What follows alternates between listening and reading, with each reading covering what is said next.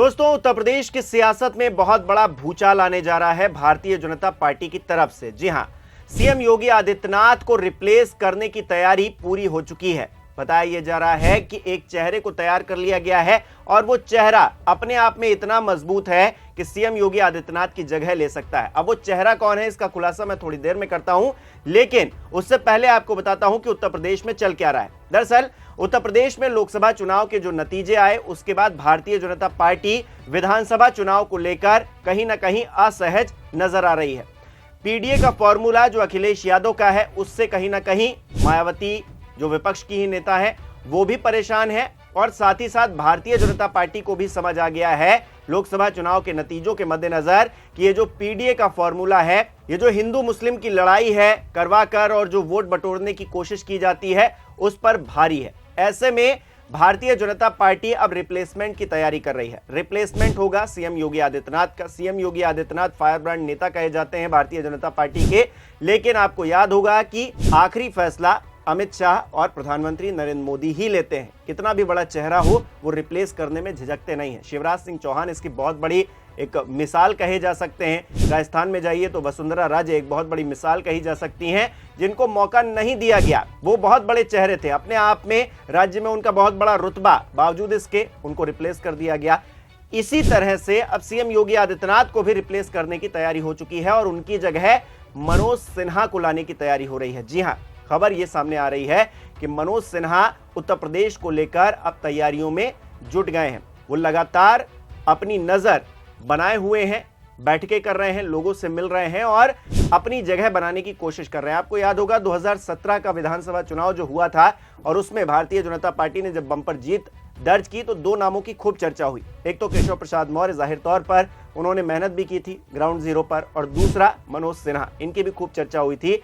एक तस्वीर भी निकलकर सामने आई थी जिसमें मनोज सिन्हा मंदिर में पूजा अर्चना करते देखे गए थे और कहा जा रहा था कि मुख्यमंत्री पद की घोषणा होने से पहले वो पूजन अर्चन कर रहे हैं। हालांकि उन तस्वीरों का बाद में खंडन किया गया, कहा कि उस घोषणा से और मंदिर जाने के जो तस्वीरें सामने आई हैं उसका कोई रिलेशन नहीं है, उनका पहले से प्रोग्राम था। लेकिन दोस्तों, ये अपने आप में बड़ा ही दिलचस्प किस्सा है कि किस तरह से मनोज सिन्हा को 2017 में मौका नहीं मिला और अब 2027 में उनकी वापसी की तैयारी की जा रही है। और क्योंकि प्रधानमंत्री नरेंद्र मोदी हो या फिर गृह मंत्री अमित शाह हो, दोनों के चहेते मनोज सिन्हा बताए जाते हैं। और जो टसल है प्रधानमंत्री नरेंद्र मोदी और अमित शाह की सीएम योगी आदित्यनाथ के साथ में, वो भी हर साफ तौर से जाहिर तौर पर दिखाई देती है। तो ये एक टसल और दूसरा जो क्लोज रिलेशन है मनोज सिन्हा और जो केंद्रीय नेतृत्व है भारतीय जनता पार्टी का, उसका ये इशारा करता है कि कहीं ना कहीं कुछ ना कुछ बदलाव होने की संभावना जरूर दिखाई दे रही है। मनोज सिन्हा बैकग्राउंड से छात्र राजनीति से निकले हुए एक व्यक्ति हैं, अच्छी खासी उनकी राजनीतिक जर्नी है, 3 बार के सांसद रह चुके हैं। हालांकि 2019 में वो चुनाव हार गए थे, केंद्रीय मंत्री रह चुके हैं।